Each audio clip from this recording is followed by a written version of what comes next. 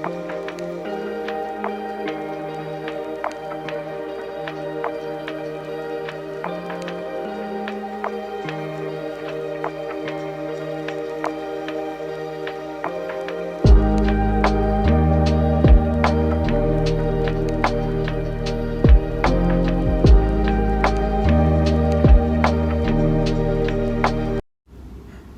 My dear, இதுதான் உஸ்பெகிஸ்தானோட first day.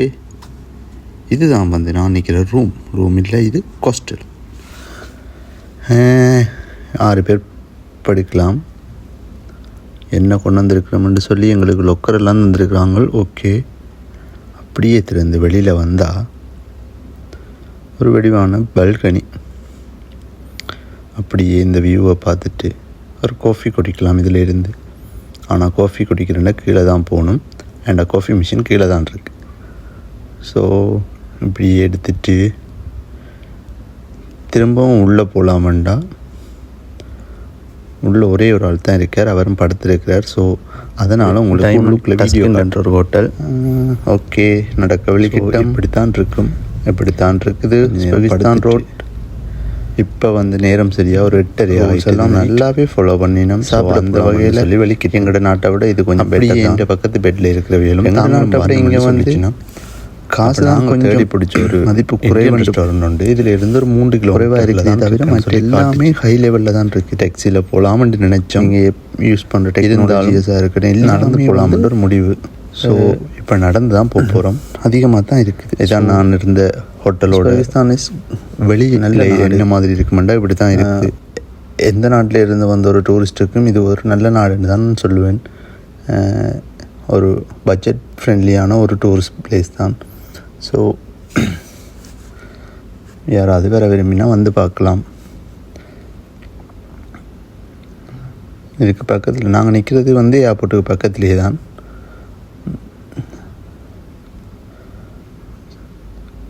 இங்கே ரோட்டுக்கரையில் எல்லாமே நல்ல பூக்கண்டுகள் வளர்த்துருக்கணும். அதுலேயும் இந்த பூக்கண்டு செம்ம வடிவாக இருக்குது. காருகளை பாருங்களேன். இந்த காருகளெல்லாம் நாங்கள் ஸ்ரீலங்காவில் கண்டதே இல்லை. ஆனால் இந்த கார் தான் இங்கே கூட இருக்குது. ஷெவர்லெட் என்ன வடிவான தெரியலை, பட் அந்த கார் தான் இங்கே வந்து 90 விதமானாக்கள் அந்த காரை தான் பயன்படுத்தினேன். ஆனால் மற்ற 10 விதத்தில் வந்து இருக்கிற எல்லா பிராண்ட் காருமே இருக்குது.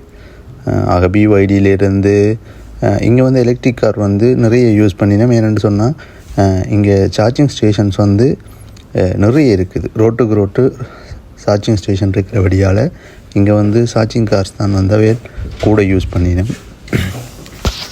ஓகே, லைட்டு விழுந்துட்டா நிற்கணும். ஸோ நின்றே போவோம். புதுசாக வந்துட்டு நாங்கள் ரூல்ஸ் மீறக்கூடாதுல்லோ. ஓகே,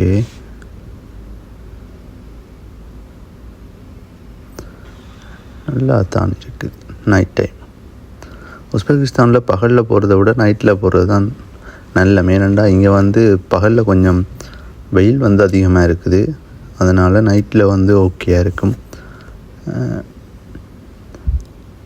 இங்கே வந்து எல்லா இடத்துலையுமே வந்து இந்த இலங்கையில் இருக்கிற மாதிரி பலசரக்கு கடைகள், அதாவது சூப்பர் மார்க்கெட் மாதிரி இங்கே இருக்குது நிறைய. ஆனால் அதில் என்ன ஒரு விஷயம்னு சொன்னால், இங்கே வந்து ஒவ்வொரு கடையிலையுமே வந்து ஒரு 15 ஃப்ரிட்ஜ் அப்படி வச்சு அடிக்கிருக்கணும். அதுவும் வெளியில் தான் அடிக்கிருக்கணும். ஆனால் வெளியில் யாருமே காவலுக்கு இருக்க மாட்டோம். நாங்கள் வெளியில் வந்து எது பண்ணுமோ எடுத்துகிட்டு உள்ளுக்குள்ளே கொண்டு போய் பில் போடுற மாதிரி தான் இருக்கும். நான் நினைக்கிறேன் இங்கே வந்து களவில்லை போல இருக்குது. இப்படி இலங்கையில் வச்சா ஃப்ரிட்ஜே இருக்காது விடியெலும்ப. இந்த அப்படி தான் இருக்குது. இங்கே இருக்கிற ரெஸ்டாரண்ட்ஸும் வந்து பார்த்திங்கன்னா நல்ல ஒரு பெரிய பெரிய ரெஸ்டாரண்ட்ஸ் எல்லாம் இருக்குது. ஆனால் கூடுதலாக என்ன வந்து இங்கத்தே சாப்பாடு தான் இருக்குது. பட் இங்கத்தே சாப்பாடு எனக்கு அவ்வளோவா சரி வராதுன்றபடியாக தான் நாங்கள் இந்தியன் ரெஸ்டாரண்ட் ஒன்று தேடி போகிறோம். இதுலேயும் பார்த்திங்கன்னா ஒரு ரெஸ்டாரண்ட் தான் இருக்குது. இவங்க வந்து கூட ஃபிலப் ப்ரைஸ்ன்னு சொல்லி அதுதான் கூட சாப்பிடணும் வேண்டாம். இங்கே வந்து மாட்டிறைச்சி வந்து ரொம்ப ஃபேமஸ். ஏன்னா இது ஒரு முஸ்லீம் நாடுன்றபடியாக மாட்டிறைச்சி வந்து இங்கே மெயின். அதே மாதிரி இப்படி ரோட்டுக்கரையிலையும் வந்து சாப்பாடுகள் செஞ்சு வைக்கணும். விருப்பமுண்டா வாங்கி சாப்பிட்லாம். நல்ல ஹைஜீனாகவே தான் இருக்குது சாப்பாடு எல்லாமே. அந்த வகையில் இந்த நாட்டில் ஒரு குறையுமே இல்லை. இந்த மிஷின் நிறைய கடைகளுக்கு முன்னுக்கு வச்சிருக்கிறத பார்த்து நான் ஒரு தடவை ட்ரை பண்ணுவோம். பட் இப்போ இல்லை, இப்போ ரொம்ப பசிக்குது. நான் சொன்னேன்ல நிறைய வச்சுருப்பாங்க வெளியில் நின்றா, நாம் தான் தூக்கிட்டு போகணும் ஒரு ஃப்ரிட்ஜை. அப்படி தான் இருக்குது. நிறைய கூல்ட்ரிங்க்ஸ் வந்து நாங்கள் இலங்கையில் பார்க்காத நிறைய கூல்ட்ரிங்க்ஸ் இங்கே இருக்குது. இதுவும் ஒரு சிக்கன் கடை தான். நடக்கிறோம் இப்போ தான் 1.5 கிலோமீட்டர் வந்தோம்னு காட்டுது. ஓகே, அங்கே முன்னுக்கு போய் நம்ம 2 பேர் அவையெல்லாம் என்னோட சாப்பிட வந்தவே. ஓகே, அவ்வளோ தூரம் நடக்க போகிறோம்னு தெரியல. போவோம். என்ன வந்தது, படுத்து ரெஸ்ட் எடுத்தாச்சு தானே. ஸோ நடந்தே போவோம். பார்த்தீங்களா, இங்கே பழைய கார் கூட இருக்குது. புது கார்கள்லாம் இருக்குன்னு பார்த்தா இங்கே பழைய காரும் நிறைய பேர் யூஸ் பண்ணினோம். சூப்பராக இருக்குது. பட் என்ன பிராண்டுன்னு எனக்கு தெரியல.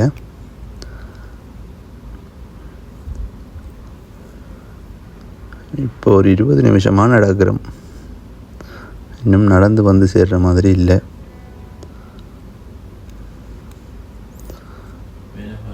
இதுக்கு பக்கத்துலேயும் ஏதோ பெரிய பார்க் மாதிரி ஏதோ தான். பட் நைட் தெரியல என்னண்டு. இங்கே ஏதோ பஸ் ஒன்று பிரேக் டவுன் ஆகிட்டுது.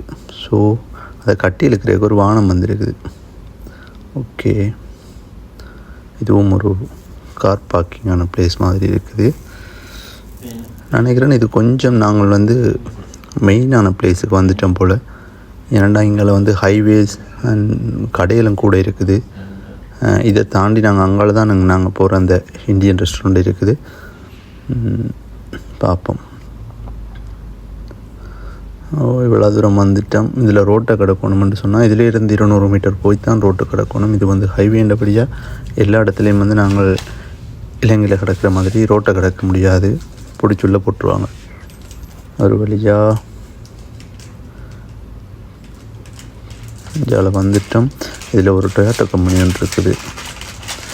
ஸோ 40 நிமிஷமாக நடந்ததில் கிட்டத்தட்ட நாங்கள் ரெஸ்டாரண்ட்டை நெருங்கிட்டோம்னு நினைக்கிறேன்.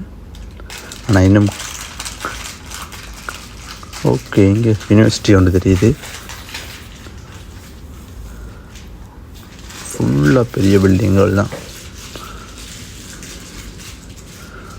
ஓகே, இதில் இருந்து 100 மீட்டரில் நாங்கள் தேடி வந்த அந்த ரெஸ்டாரண்ட் இருக்குன்னு சொல்லி காட்டு. ஓகே, ஒரு வழியாக கிட்ட வந்துட்டோம். உங்களுக்கு தெரியுதான்னு தெரியல, அந்த இருக்குது இந்த ரெஸ்டாரண்ட் வந்துட்டோம். நடந்து காலெல்லாம் செம பெயின். 3 கிலோமீட்டர்னு சொல்லித்தான் நடக்க வலிக்கிட்டோம். ஆனால் மேப்பில் நாங்கள் மாறி விட்டுட்டோமா என்னென்னு தெரியல. ஆனால் 4 கிலோமீட்டருக்கு மேலே நடந்துட்டோம். ஸோ இதான் அந்த பஞ்சாப் ரெஸ்டாரண்ட். உள்ளுக்குள்ளே இப்படி தான் இருக்குது. ஆம்பியன்ஸ் எல்லாமே சூப்பராக இருக்குது. ஸோ இதான் அந்த ஃப்ரெண்ட். இவர் இந்தியன், லக்னோவில் இருக்கிறாராமன்னு சொல்லி சொன்னவர். இன்னொருத்தர் பாகிஸ்தான் ஃப்ரெண்ட். ஸோ அவர் வெளியே நிற்கிறார். வெளியில் தான் பாகிஸ்தான் இந்தியான்னு ஃபைட்டுன்னு சொல்லுவினோம். ஆனால் இங்கே அவையில் எல்லாருமே நல்லா ஒற்றுமையாக தான் இருக்கணும். ஸோ இவையில் தானவே. ஓகே, நான் பிரியாணி எடுத்தினான். அவரும் பிரியாணி எடுத்தவர். மற்றொரு அண்ணன் வந்து நான் எடுத்தவர். அப்படியே சாப்பிட்டுட்டு நடக்க முடியாது. சாப்பாடு நல்லா இருந்துச்சு. நீங்கள் வேணுமெண்டா ட்ரை பண்ணி பார்க்கலாம். இப்போ நாங்கள் காருக்கு புக் பண்ணிவிட்டு காருக்கு வெயிட் பண்ணி கொண்டிருக்கிறோம். நடக்க இல்லாதப்பா 4 கிலோமீட்டர் திரும்ப நடந்தோம்டா. சரி கதை. ஓகே, இதான் நாங்கள் போக வேண்டிய கார் வந்துட்டுது. ஸோ ஏறுறோம், போகிறோம், படுக்கிறோம். ஓகே, ரைட், பாய். திரும்ப இந்த ரெஸ்டாரண்ட் வருவோமா இருந்தால் வர மாட்டோம். ஏனெண்டா வேறு ரெஸ்டாரண்ட் ட்ரை பண்ணுவோம்.